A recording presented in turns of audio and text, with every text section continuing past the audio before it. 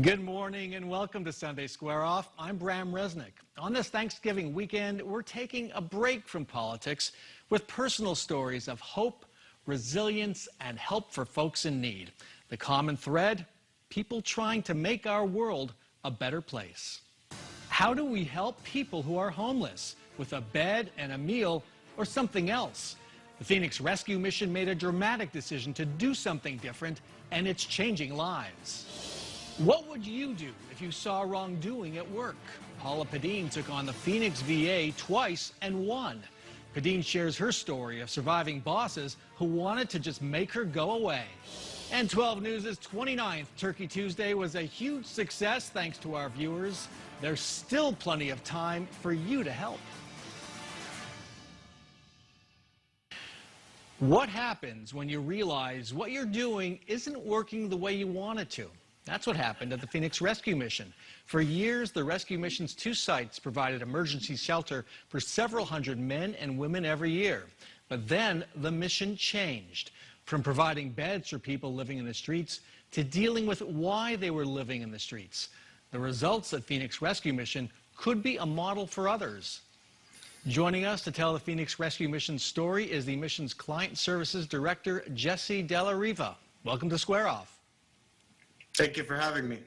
I want to start with your own remarkable story. 10 years ago, you desperately needed the kind of help that the Rescue Mission now provides. And this is from a 2015 profile in the Arizona Republic. Quote, a few years ago, Jesse was high on heroin. He lived in homeless shelters and then on the streets. He went to prison. Now you're overseeing programs to help people who are homeless.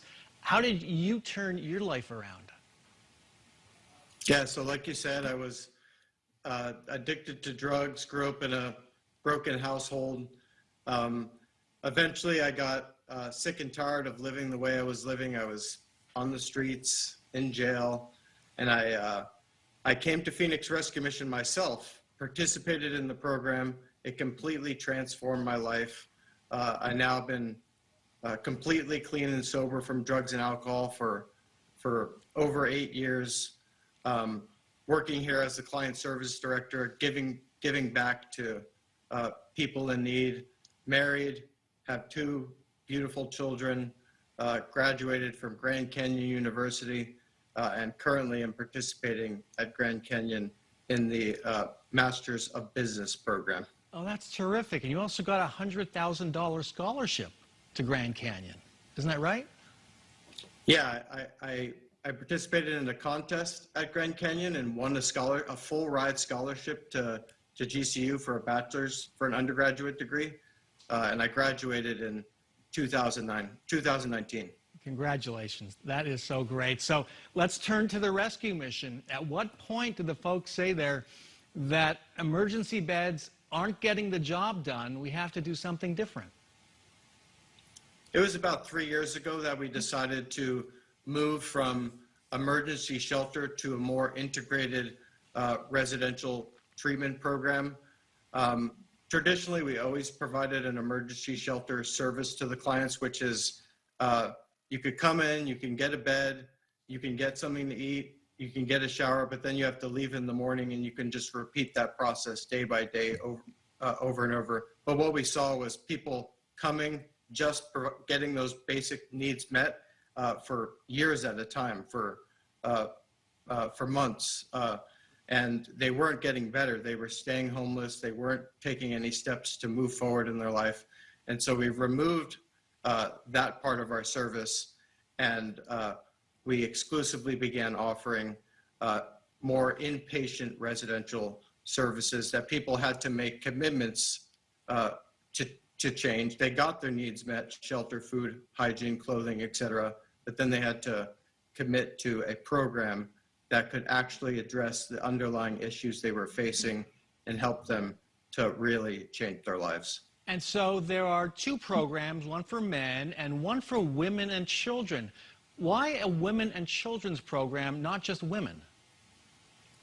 So many women have children that they're struggling with in their addiction and their mental health issues and their homelessness. And if we didn't offer a place for their children as well, they might refuse to come into treatment to care for their children, or they might refuse to leave their domestic violence situation, their dangerous situation, because they don't want to abandon their children. So we wanted to provide a site where both could happen simultaneously. Single woman could come and get treatment, but also women with children.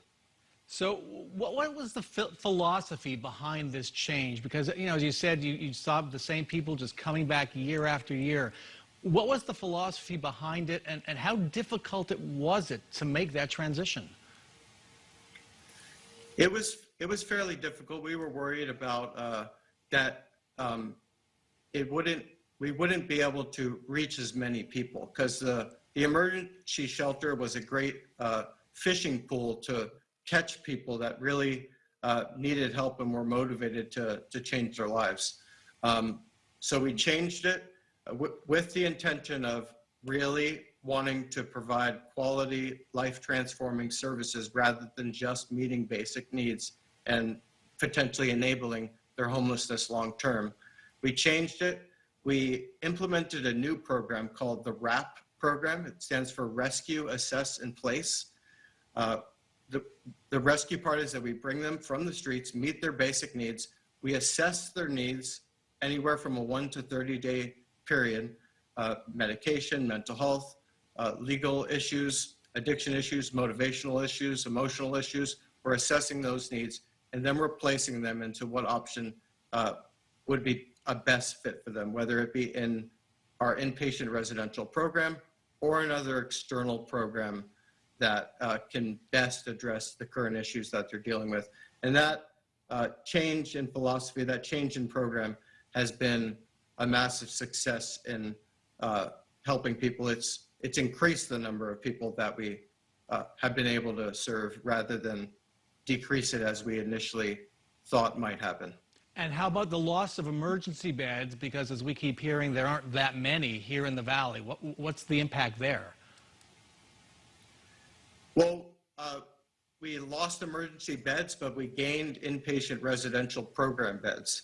So we have more beds than when we had an emergency shelter. So we have plenty of room for people to come into our program and still meet their basic needs, food, shelter, hygiene, clothing, but then also provide them a more comprehensive program with different options in terms of length. It's not just a year-long commitment or anything like that. You don't have to commit to it for that long. You could come in for shorter periods of time. So we've been able to grow our beds from originally 160 to a maximum capacity of 360 beds. So what's the lesson here for communities, agencies, governments struggling to help people who are homeless and people on the streets suffering from addictions? I think we have to take a more deep look into emergency shelter services and how we can improve those services. People don't just need food, shelter, hygiene, clothing. They need vocational training. They need therapy. They need counseling. They need a healthy community living environment that they can participate and thrive in. Meeting those basic needs is a part of it, no doubt. We need to stabilize people and get them to the basic level that they need to be able to move forward. But then we need to look at them on a case-by-case basis, develop individual plans with them, and work on those plans so we can really help them, change long-term. All right, it's hard but such important work. Jesse Dellariva of Phoenix Rescue Mission, thank you so much for joining us, and we wish you continued success. Thank you so much.